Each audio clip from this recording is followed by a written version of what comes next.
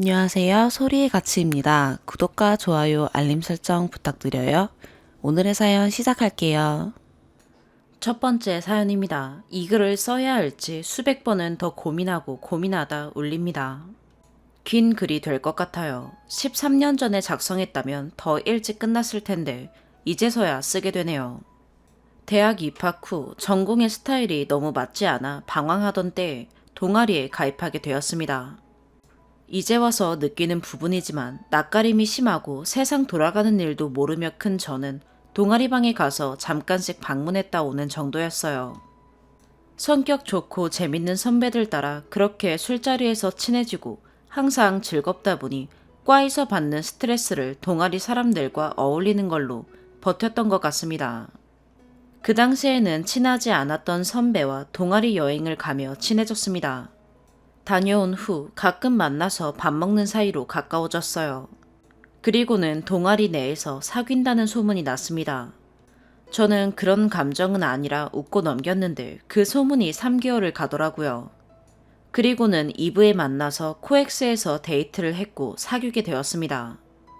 저는 사귀게 된 해에 수업 1개만 남은 상태에서 졸업만 가을 학기에 할 예정이었습니다. 학원 강사로 취업을 한 상태였어요. 선배는 졸업까지 2년 정도 남았던 것 같네요. 전 연애는 했었지만 남자 경험이 없었고 낯가림 때문에 친해지려면 시간이 오래 걸리는 편입니다. 동아리 생활 4년 동안 봐온 사이라 아마 더 믿었던 부분이 있는 것 같습니다. 저는 차를 가지고 왔다 갔다 하며 데이트를 했고 선배는 강원도가 고향이라 자취를 해서 차량이 없었습니다.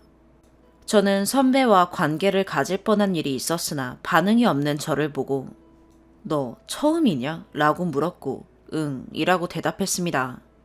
5월 말 동아리 체육대회에서 술을 많이 먹었고 그날따라 제가 집에 가고 싶다고 울었던 기억이 있습니다. 이날 사건이 터졌습니다. 제 차에 저를 조수석에 태우고는 집에 데려다 주기 위해 출발했다고 합니다. 그리고 제가 눈을 떴을 때는 수원의 한 여인숙이었습니다. 저는 침대에 누워 있었고 선배는 관계를 가지고 있었습니다. 정신을 차린 저는 제 위에서 움직이는 선배를 멍하니 보다가 뭐 하는 거냐고 소리를 질렀습니다. 그리고 제가 눈 뜬 걸 보고는 얼굴과 몸에 뿌리고는 침대 아래쪽에 걸터 앉으면서 7번 했다 라고 말했습니다. 저는 침대에 있던 이불로 몸을 가렸고 저에게 선배는 중간에 음주 단속이 있어서 어쩔 수가 없었다. 너를 재우고 아침에 출발하려고 했는데 덥다고 옷을 다 벗더라. 그걸 보고 참을 남자가 어디 있냐 라며 행동을 정당화시켰습니다. 그렇게 저의 첫 경험은 기억이 나지 않는 상태로 끝났습니다. 저는 이불 아래를 들춰봤고 선혈은 보이지 않아 그 와중에 안심을 했습니다. 빨리 여기를 빠져나와야 한다는 생각만 들었던 것 같아요. 옷을 입고 있지 않았던 저는 컴퓨터 의자 쪽에 가서 앉아있으라고 말했고 침대 아래쪽에 놓여있던 옷을 급히 입었습니다. 중간중간 저의 눈치를 보며 돌아보는 선배를 돌아보지 말라고 말하며 옷을 입었고 빠져나오며 깔린 바닥에 빨간 카펫과 빨간 시계를 지나치며 주차장으로 향했습니다. 여인숙이 위치한 곳은 항상 학교를 가기 위해 지나다니던 곳이었습니다. 집에 돌아와 방 침대에 앉아서 나에게 무슨 일이 생긴 거지 라는 생각을 하며 앉아 있었던 기억이 납니다. 이 일이 커지면 어떻게 되는 건가 라는 생각을 한 것 같아요. 소중했던 동아리 사람들과 소문이 날 것이 두려웠던 기억이 납니다. 며칠 후 선배에게 연락이 왔고 만나자고 하더군요. 만나면 무슨 얘기를 하는지 듣고 그 다음에 생각해보자 라는 생각으로 서현역에서 만났습니다. 아무렇지 않게 식사를 하며 얘기를 하기에 길에서 제가 나는 처음이잖아. 근데 기억이 없잖아. 라고 운을 떼고 쑥스러운 듯 당황하며 그런 얘기는 하고 다니는 거 아니다. 나도 얘기 안 한다. 라고 했습니다. 바보같이 살아온 저는 그 말에 수긍했고 없던 일처럼 지냈습니다.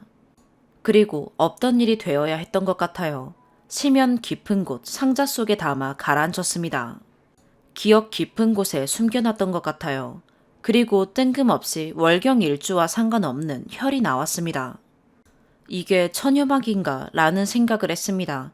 그 이후에는 피임용품은 느낌이 없다고 잘 사용하지 않았고 저는 느낌이 없고 아파서 빨리 끝나길 기다리는 관계가 이어졌습니다.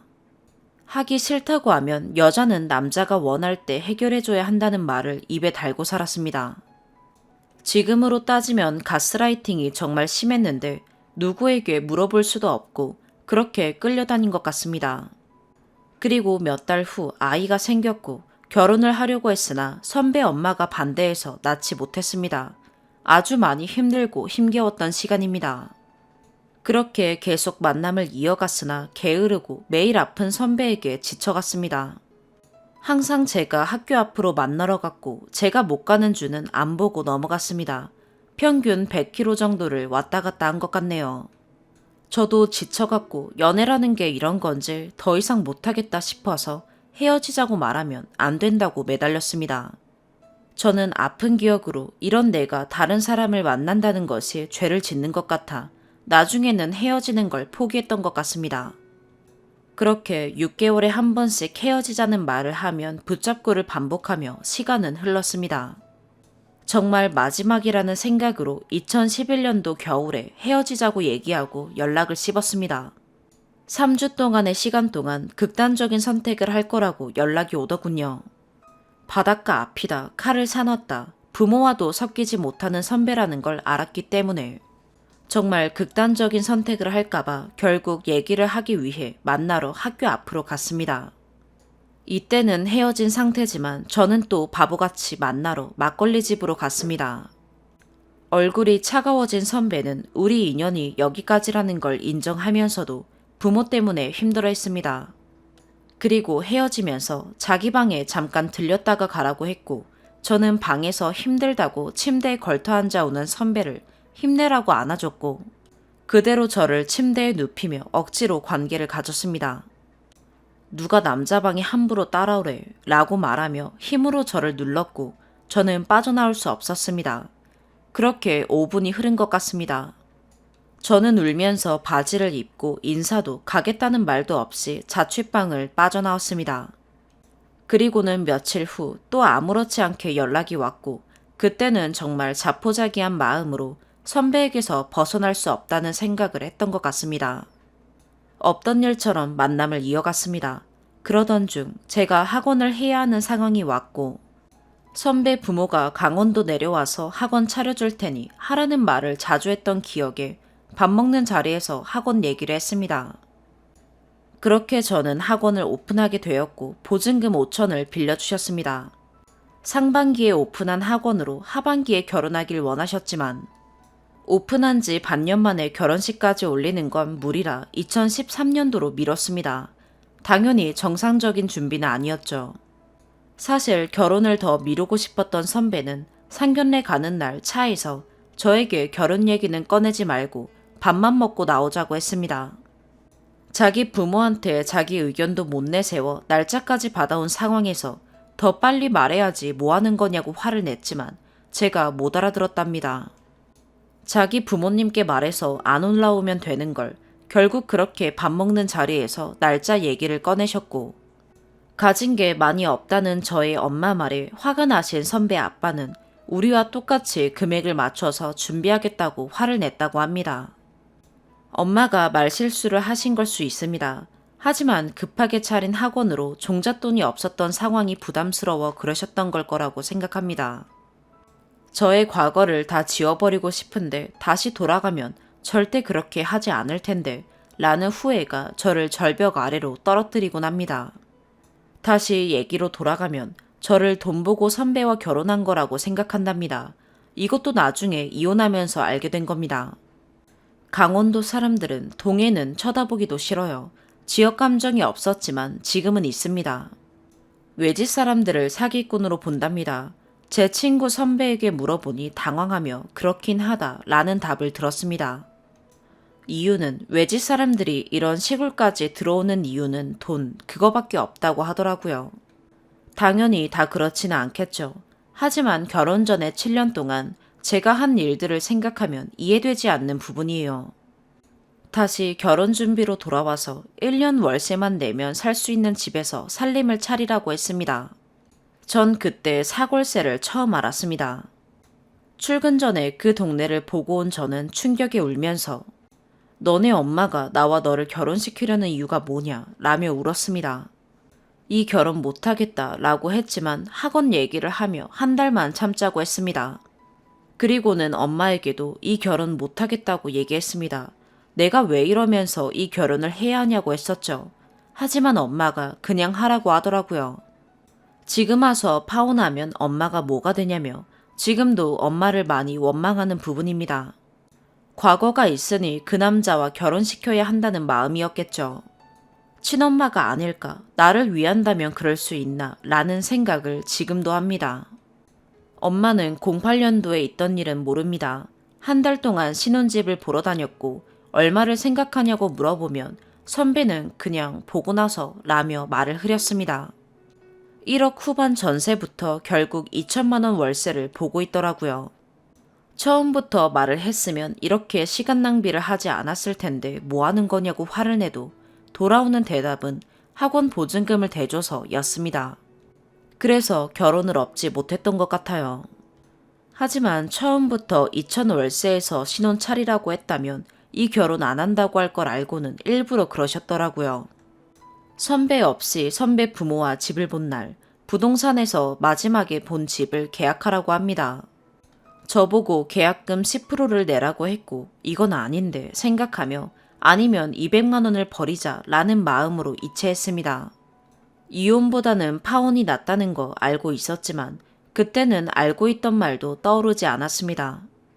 그렇게 저는 결혼식을 올리고 월세 70만 원 집에서 살림을 차리게 되었습니다. 끝이 보이는 길을 끝장을 보자 라는 마음으로 갈 수밖에 없었던 것 같습니다. 알지만 멈출 수 없는 상황이었던 것 같아요. 당연히 혼인신고는 안 했고 피임을 했습니다. 결혼 생활은 너무 힘들었어요. 참다 못해 폭발한 저는 어느 날 갑자기 평생 이렇게 노예처럼 살 수 있나 라는 생각을 한 순간 동사무소 들렸다가 구청에 가서 이혼 서류를 챙겨왔습니다. 그리고 살던 집 재계약을 하는 날 서류를 던져주고 이혼하자고 했습니다. 그것마저 농담인 줄 아는 선배는 웃더군요. 제가 무표정으로 쳐다보니까 진짜야? 진짠가 본데? 라고 얘기하길래 방에 들어왔습니다. 그리고 그 다음날 출근한 선배가 집을 비운 사이 짐을 싸들고 나왔습니다. 항상 불만을 얘기하고 화를 내면 난 괜찮아 였습니다. 사람이 이해를 하려고 해야지 화를 낸다며 저를 훈계했어요. 너가 몰라서 이러는 거라고 그러면 안 된다고. 같이 살면서 사람이 미쳐간다는 표현이 맞을 것 같네요. 대화도 안 되고 이해도 안 되고 뭐든지 자기 말이 맞고 학원에서 버는 돈도 선배 부모 도움으로 버는 거니까 더 여유를 안 주도록 월세에서 살게 하는 거라고 했습니다. 돈 친정으로 빼돌릴까 봐요. 그렇게 저의 20개월 신혼생활은 끝이 났습니다. 선배 아빠는 화가 나면 몇 시간씩 술 먹고 전화하는 분이셨어요. 누구는 매일 전화한다는데 안부 전화를 해라. 이제 아기를 가져라. 혼인신고는 왜 안 하냐. 너무 많지만 넘어가겠습니다. 결국 저는 2014년도 가을에 혼인신고를 했습니다. 그 후 3, 4개월 만에 이혼한다고 나온 거네요. 그래도 결국 이혼했습니다. 지금 생각해보면 선배가 이혼해준 이유는 하나였을 겁니다. 보증금 가져오라고 선배 부모가 미친 듯이 선배를 괴롭혔을 겁니다. 별거 중에 밤 11시 반부터 제가 전화 받을 때까지 아침 9시까지 몇백 통씩 하는 분들입니다. 이유는 선배가 술 먹고 길에서 잠들어서 경찰이 전화했답니다. 저보고 가보라고 했지만 안 갔습니다. 몇 개월 동안 제 연락을 피하던 선배는 결국 이혼해주겠다고 연락이 왔습니다. 별거 중 그 사이 친구가 부부 상담을 받아봐라. 그래야 후회가 없다 라는 말을 해서 받았습니다. 상담사가 듣다 흥분해서 이 결혼 왜 한 거야 하고 하더군요. 누워서 침 뱉기라 정말 말도 못하고 나는 지금 뭘 하고 있나 라는 생각을 많이 했어요. 첫 번째 법원에 가는 날 커피숍에서 저에게 그러더군요. 마지막 소원이 있다. 안 들어주면 두 번째 법원에 출석 안 하겠다. 마지막으로 한 번만 자자. 저는 거기서 커피를 선배 얼굴에 던지지 못했습니다. 저는 왜 이렇게 바보처럼 산 걸까요? 당황하며 생각해봐야겠다, 난 모르겠다 라고 대답했지만 두 번째 출석을 안 할까봐 겁이 났습니다. 이 얘기를 친구한테 해줬을 때 친구가 있던 반응이 이런 쓰레기 새끼 정도였던 것 같아요. 두 번째 법원 가는 날 자기 차를 타고 가자고 하더군요. 티볼리를 샀고 저는 법원에서 나오자마자 바로 도망가려고 했는데 또 차에 탔습니다. 그래서 더 늦으면 안 될 것 같아서 호텔은 안 가겠다고 했습니다. 그랬더니 왜 이제 말하냐며 펄쩍 뛰었으나 저는 당연히 오늘 선배가 안 올까봐 그랬다고 했습니다. 호텔비 30만 원을 냈다는 둥 투덜댔지만 선배 부모가 보증금 때문에 얼마나 괴롭혔는지 눈에 보이더라고요. 결국 법원에 참석했고 앉아있는 그 사이까지도 돈 보냈냐고 물어봤습니다. 돈이 커서 이체가 안 된다. 끝나면 은행 가서 이체밖에 못한다. 했습니다. 그리고는 이체 후 저를 신혼집 앞에 내려주고는 헤어졌습니다. 저의 첫 번째 결혼은 그렇게 마무리되었습니다. 그리고 학원도 정리했습니다. 저는 저의 인생에서 이 일이 이렇게 끝나는 줄 알았습니다. 그리고 저 맨 앞에 썼던 일들은 기억조차 나지 않았어요. 중학교 동창을 만나 재혼을 했고 임신을 해서 행복한 나날을 보내고 있었습니다. 서로의 아픔을 이해하며 한 번의 유산을 딛고 생긴 생명이었어요. 지금 생각해보면 저는 남들 앞에서 싫은 소리를 못했습니다. 아주 어렸을 때는 뒷수습이 안 될 만큼 뒤집었는데 성격 문제라며 고치려 노력했는데 그 노력이 지금은 화를 내야 할 순간에도 화를 못 내게 바뀌더군요. 하지만 선배의 뭐든 내가 잘못한 거라는 가스라이팅이 가장 컸던 것 같아요. 임신 중에 정준영 사건을 알게 되었고 자고 있는 여자와 관계를 가지는 게 정상적인 행위는 아니라는 것을 알았습니다. 아주 남일처럼 어떻게 그런 일이 라며 뉴스를 보곤 했죠. 그리고는 나한테도 뭔가 일이 생기면 경찰에 신고해야겠구나, 신고해야지 라는 생각을 하면서 부엌으로 이동하는 순간 시면 깊은 곳에 숨겨놨었던 판도라의 상자가 열렸습니다. 남편은 야간 근무를 간 상태였고 저는 울면서 그 시간들을 보냈습니다. 일어났었던 모든 일들 조각조각 기억이 올라왔습니다. 제가 이제 와서 이 글을 쓰는 이유입니다. 한 사람이 살면서 힘든 일, 지우고 싶은 일, 지옥 같은 일, 모든 여러 가지 후회되는 일들을 빨리 잊는 게 잘 살 수 있는 방법이다 라고 배운 저는 잊고 싶어도 떠오른 기억을 잊을 수도 없앨 수도 없다는 걸 알아버렸습니다. 내가 이 자리에 이렇게 살아있을 수 있는 이유와 나의 과거가 저를 받쳐주고 있다는 생각이 들었습니다. 계단을 밟고 한 계단 한 계단 올라가는 게 인생이라 생각하는데 지워버리면 없애버리면 저는 무너지니까요. 사랑하는 남편과 아기를 두고 살기 싫다는 생각을 처음으로 했습니다. 그럴 수 없는데 그러고 싶었어요. 그리고는 남편이 없는 시간이면 그 생각들로 몇 개월을 울며 후회했습니다. 무너져버리면 일어설 수 없는 거라 생각한 저는 어느 날 갑자기 공소시효에 대해 알아보았습니다. 너무 많은 시간이 지나서 2008년도에 있던 사건의 공소시효가 4개월밖에 남지 않았고 지금이라도 고소가 가능한지 알아봤습니다. 포기할 수가 없었어요. 늦게라도 죄를 지은 사람은 벌을 받기를 원합니다. 그래야 제가 저의 아프고 바보 같았던 과거를 밟고 서 있을 수 있을 것 같았어요. 남편은 반대를 했어요. 이제 와서 왜 그러느냐 라고 하더라고요. 이제라도 벌 받을 사람은 받아야 한다. 그때는 나에게 일어난 일이 기분 나쁘고 안 좋은 일이지 범죄라고 생각하지 못했다. 그걸 안 순간 내가 어떻게 그냥 원래 없던 일로 넘어갈 수 있느냐 라고 얘기했습니다. 결국 남편은 변호사와 미팅을 허락했고 현재 1차 소송은 증거 불충분으로 불송치, 2차 기각으로 연락이 왔습니다. 2011년도 사건은 공소시효가 남았고 이의 신청을 했으나 받아들여지지 않았어요. 증거가 없으니까요.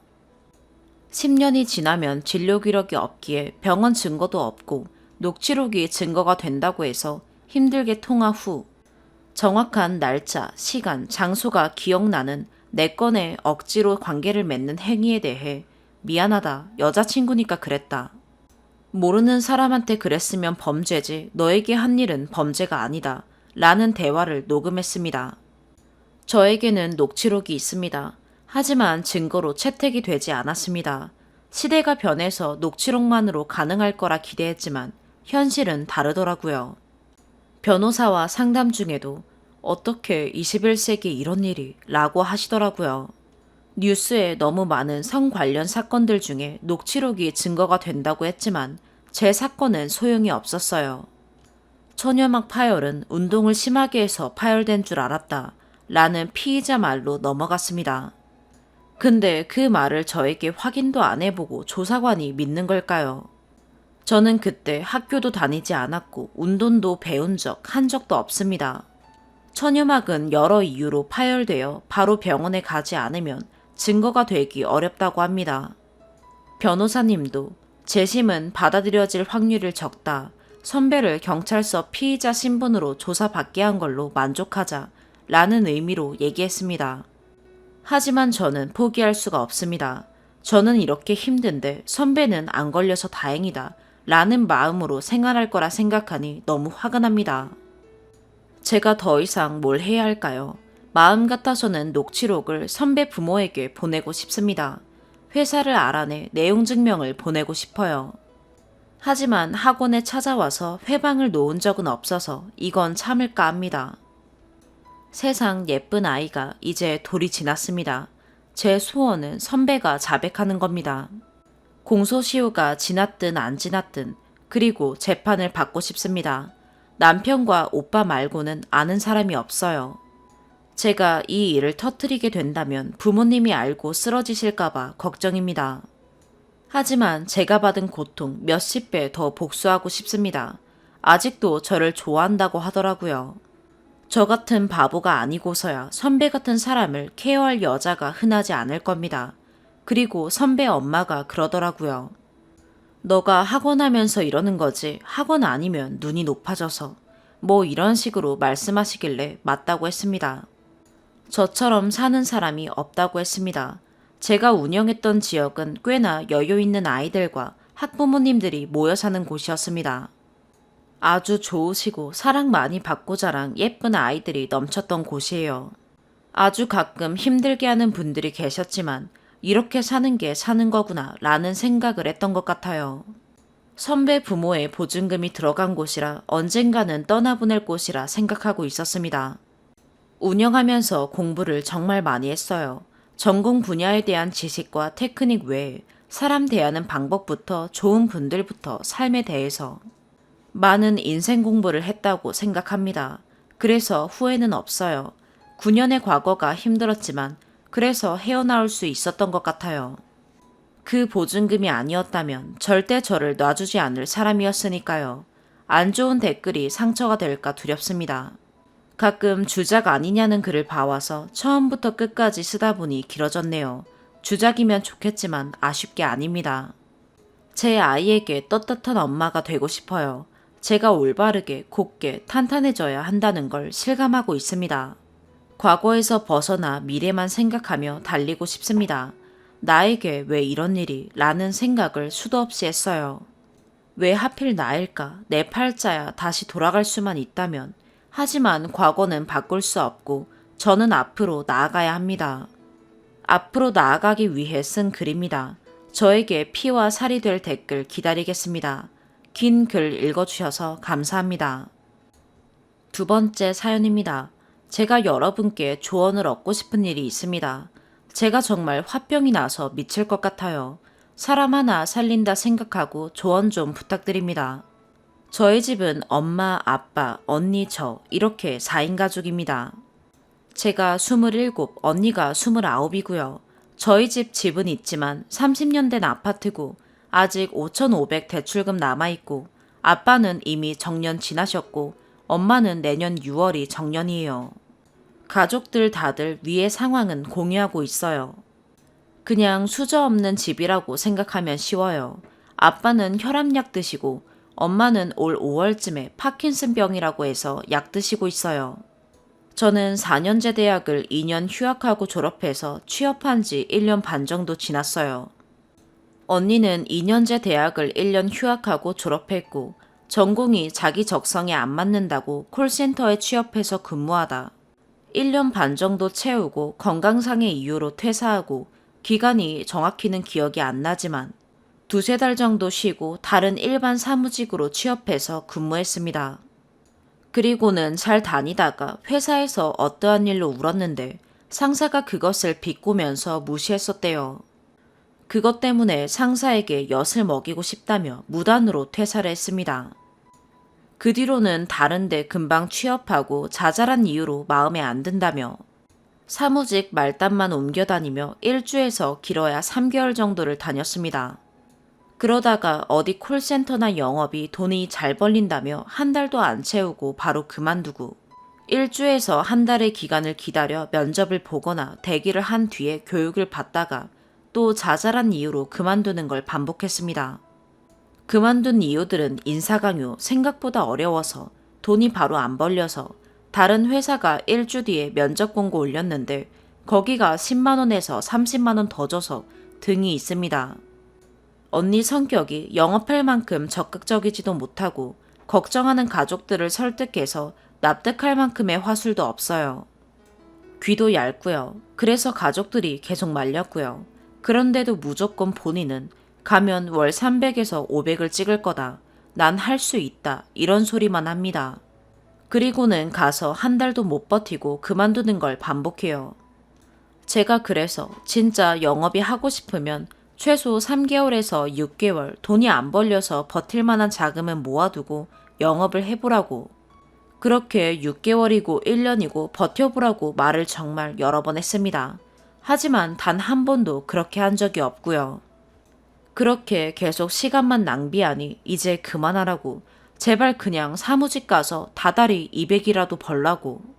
여태까지 그냥 다녔으면 최소 1000은 모았을 텐데 왜 자꾸 허황된 꿈만 꾸냐. 송충이는 솔잎을 먹어야 한다. 이러면서 계속 말렸습니다. 겨우 사무직에 다시 갔었는데 작년에 코로나로 점점 난리인데 영업이 하고 싶다고. 이번이 마지막이라고 하면서 때를 써서 콜센터에 취업을 했었어요.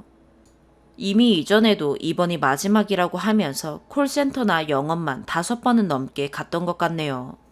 막상 교육 시작 1주도 안 돼서 해당 업체 다른 층에 확진자 발생해서 언니도 코로나 검사 및 자가격리하고 바로 그만뒀고요.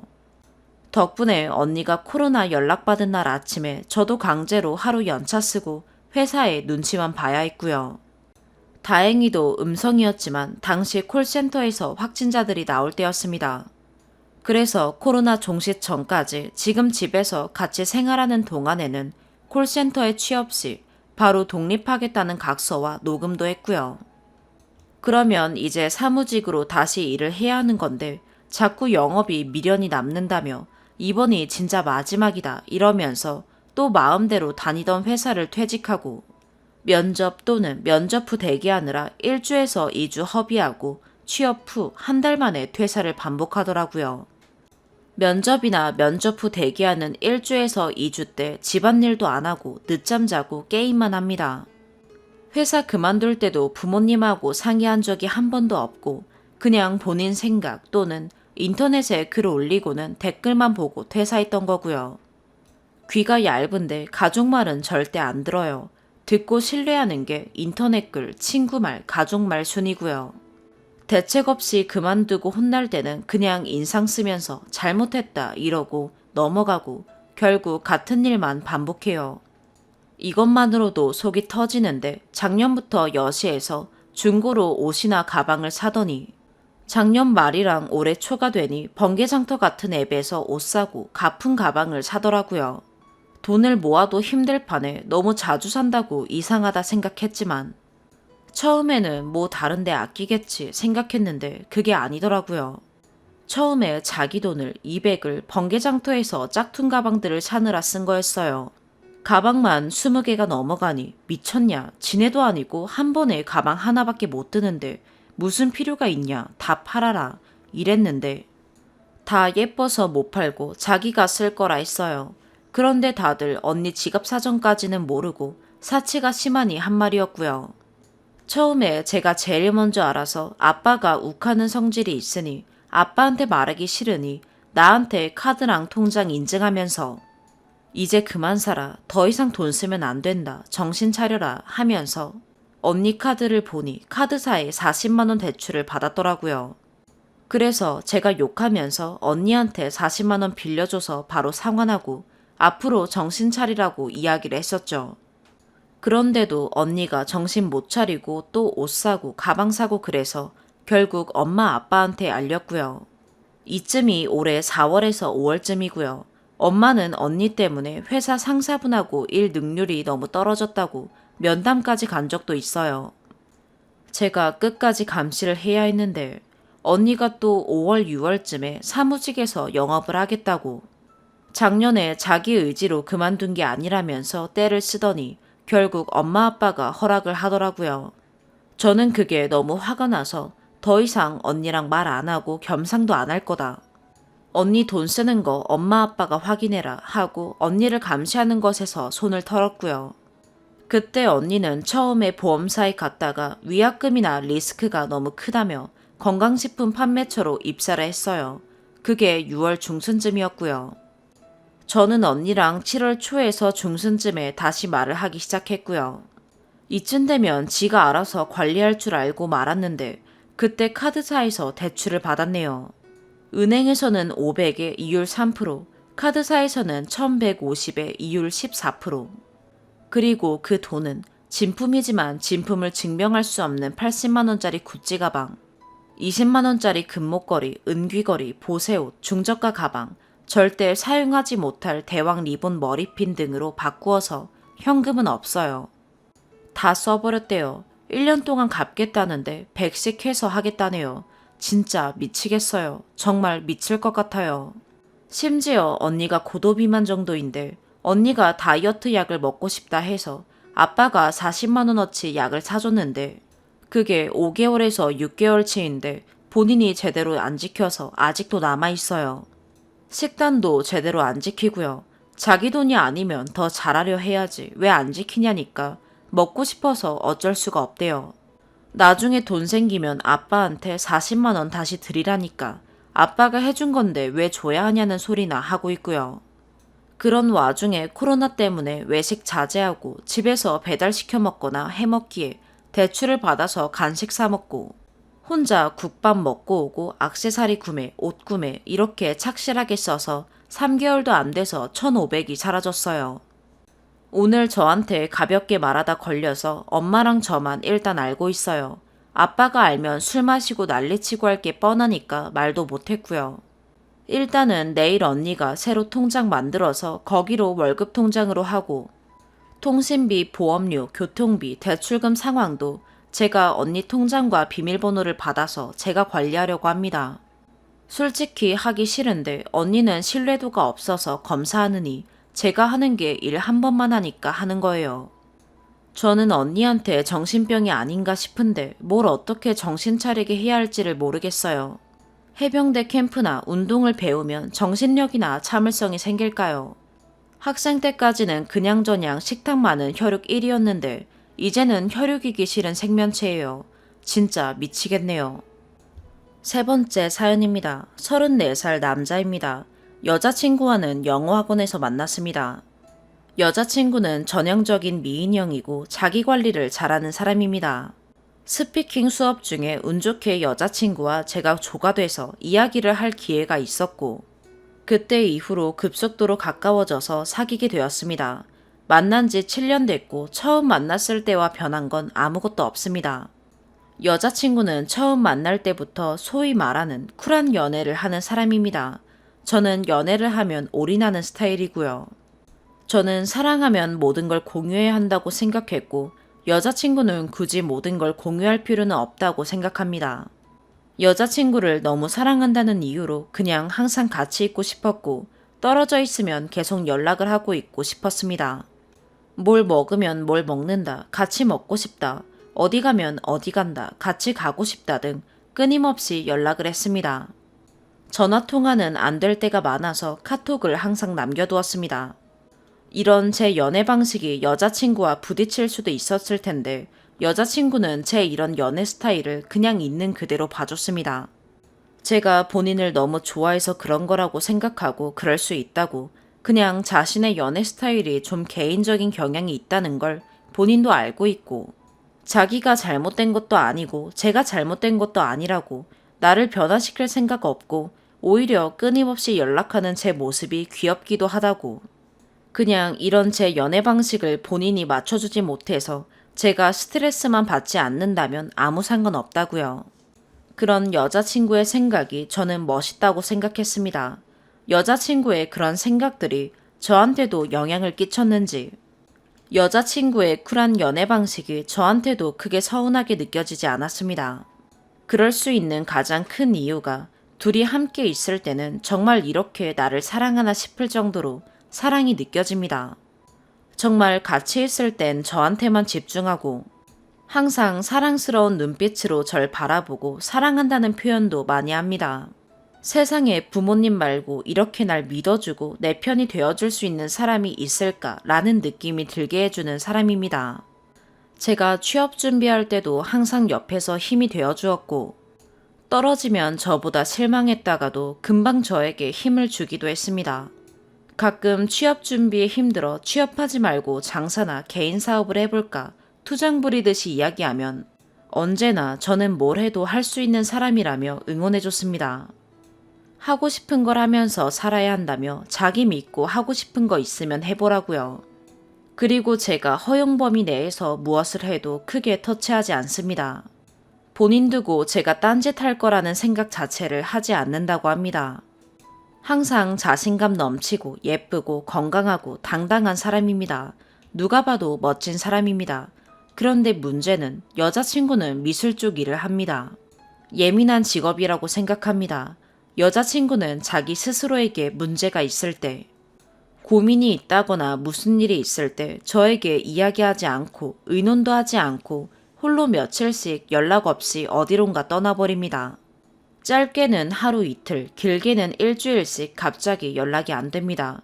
처음엔 정말 당황스럽고 이런 경우가 있나 싶었습니다. 저에게 말도 없이 어디론가 가서 짧게는 며칠, 길게는 일주일씩 연락 자체가 안 돼버리니 도대체 이게 뭔? 왜 그러냐고 하니 스트레스 쌓일 때 자기만의 스트레스 해소 방법이라고 합니다. 며칠만이라도 아무한테도 터치받지 않고 오로지 자기만의 시간을 보내는 게 스스로에게 굉장히 중요한 시간이라고 합니다. 그럴 때 그림에 대한 영감을 얻기도 하고요. 그래 알겠으니 그럼 미리 말이라도 해주고 가라고 했습니다. 미리 말만 해준다면 연락도 안 할 거고 터치하지 않을 거라고요. 하지만 미리 계획하고 가는 게 아니라 그냥 가고 싶을 때 가는 건데 이미 그런 마음이 들 때는 아무와도 소통하고 싶지 않다고 하네요. 1년에 두세 번 정도는 이런 일이 있는 것 같습니다. 어딜 가도 항상 남들 시선을 받는 사람입니다. 같이 데이트를 하면 화장실 간다고 자리 비운 사이에 접근해서 여자친구가 남자친구랑 같이 왔다고 이야기하는데도 연락처를 물어보고 있는 걸 제가 가니 죄송하다고 하고 가는 사람을 3번이나 봤었습니다. 그러다 보니 제가 없는 타지에서 어떤 사람들이 여자친구에게 접근을 할지 걱정도 되고 불안도 합니다. 물론 평소라면 아무 문제가 없겠지만 정신적으로 지쳐서 타지에 있는 동안 여자친구도 심적으로 약해져 있을 거라는 생각이 듭니다. 여자친구가 없는 그 며칠 동안 정말 몇 년씩 늙는 것 같은 기분입니다. 하지만 여자친구는 이런 이야기를 해도 이해는 하지만 제가 생각하는 일 없을 거니 걱정하지 말라는 말만 합니다. 6년 동안 만나면서 여자친구는 항상 그 모습 그대로입니다. 저를 대하는 태도며 장점도 단점도 하나도 변하지 않았습니다. 제가 겪어온 이 사람을 봤을 때 앞으로도 항상 그 모습 그대로일 것 같습니다. 여자친구도 30에 들어서면서 미래에 대한 이야기가 나오고 있습니다. 여자친구는 저에게 확신이 있고 믿음이 있다고 합니다. 하지만 미래 이야기가 나왔을 때 저는 불안감을 느꼈습니다. 정말 너무 사랑하지만 주기적으로 지옥 같은 불안감을 느꼈던 시간들, 무슨 문제가 있을 때마다 혼자서 말없이 떠나버리는 여자친구. 그럴 때마다 불안에 떨어야 하는 저, 여자친구에게 물어봤습니다. 결혼하고 나서도 그렇게 혼자서 말없이 연락 없이 떠날 거냐고요. 그러지 않으려고 노력하겠다고 하지만 쉽게 약속하지는 못하겠다고 합니다. 평소에 마음 같아서는 본인도 그러지 않으려고 하는데 그런 순간이 되면 자기도 모르게 모든 걸 피해버리게 된다고 합니다. 여자친구는 본인 입으로 한 말은 그동안 다 지켰습니다. 노력하겠다고 했으니 분명히 노력할 거예요. 그런데 노력해도 되지 않을 가능성도 충분히 있다는 게 문제겠죠. 그렇게 된다면 결혼을 해도 여자친구의 이런 개인적인 시간들을 지켜줘야 할 텐데, 과연 그때도 제가 그럴 수 있을까요? 헤어진다는 건 상상도 못하겠습니다. 정말 기분이 안 좋고 짜증나고 괴로운 일이 있다가도 여자친구만 만나서 몇 마디만 나누면 기분이 풀려서 좋아져 버립니다. 헤어나오지를 못하겠습니다. 그냥 귀신이나 여우에 홀린 듯 빠지게 만들어버린 여자친구, 저희가 결혼을 해서 잘 살아갈 수 있을까요? 오늘의 사연 여기까지입니다. 구독과 좋아요, 알림 설정 부탁드려요. 시청해주셔서 감사합니다.